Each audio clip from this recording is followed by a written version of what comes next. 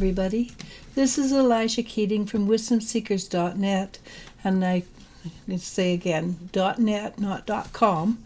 And this is for air, Gemini, Libra, and Aquarius for June 2nd to the 8th, 2019. And that's the energy we're going to be dealing with.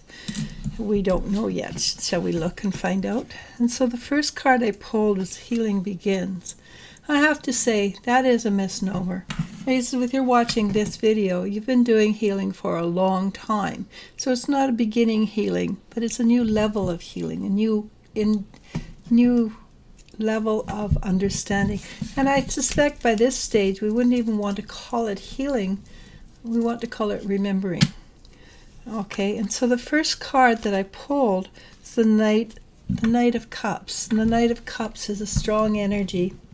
It's a support energy more than anything, but it's supportive in that it has strength, there's balance, and there's growth. And also they have the Holy Grail, and the Holy Grail is what we've all been searching for so many centuries. And what is the Holy Grail? It's a return to source energy. You can call it whatever you want. You can call it God. You can call it universal energy. It doesn't matter. But it is returning to that which is basically our home. And what covers us? It's the King of Cups. And the King of Cups is an energy. Rather than a person, it's an energy in a group, this group reading. And the energy is using your intuition, being very strong in your intuition. This week we're going to have a lot of growth in intuition. And there's something I say all the time. You can be psychic and not spiritual, but there is no way you can be spiritual and not psychic. Because as you clear away all the old stuff, that you can hear what the universe is saying to you. You can hear. You may not know that you can hear, but you get this this feeling. You heard. You get this idea out of nowhere. You heard. So you can be very psychic and not spiritual, but there's no way you can be spiritual and not psychic. Okay, and what's behind us? It's the Nine of Swords. And that is for air. It's probably very logical.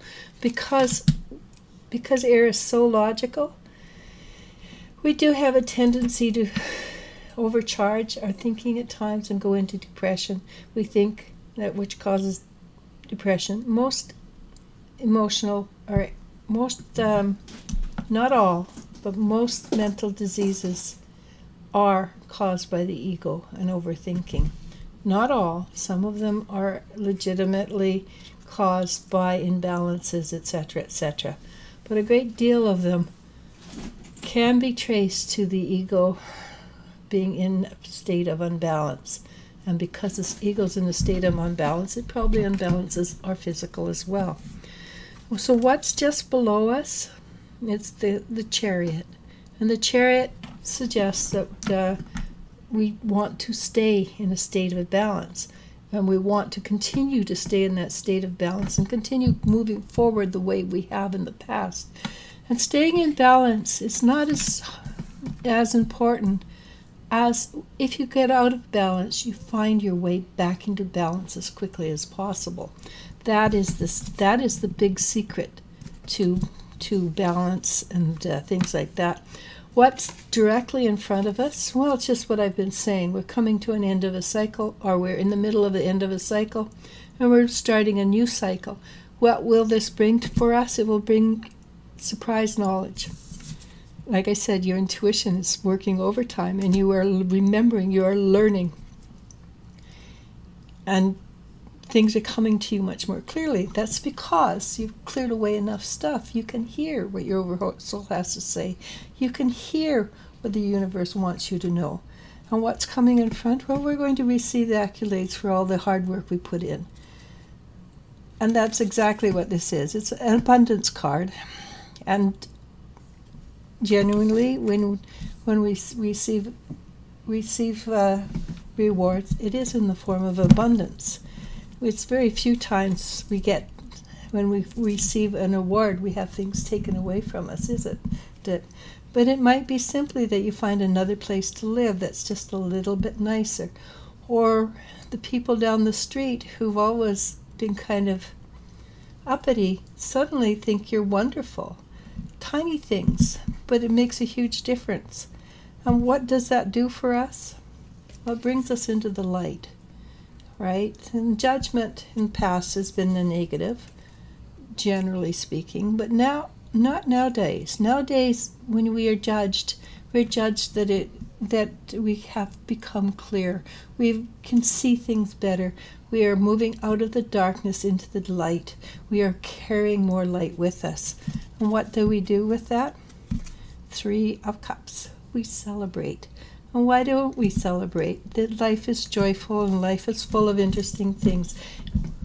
Eckhart Tolle suggests that when you live in the moment, all things are possible. Life is easier when you live now. And think about it. At this moment, everything is fine. You're breathing. You've got a TV or computer in front of you. Life is good. 2 minutes from now, it doesn't exist. 2 minutes ago, no longer exists. Well, it does, because there's no such thing as time, and time is timeless. But at this moment, when we live in the now, everything is fine. May not be the best, but it is fine. And what does it tell us to do? It tells us to detach. And you're saying, how do you celebrate and be detached? It's very simple. You can celebrate, enjoy life thoroughly, but still do it from a third-party perspective, so that you are an observer of your own life. And I hear people all the time saying, no, I wouldn't want to do that. Well, truthfully, you do. Because what you live your life, you observe your life, you do not overreact to your life.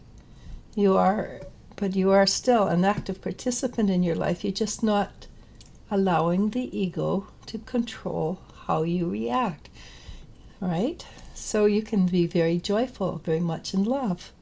You can be very angry, very, very annoyed. But the ego does not own you.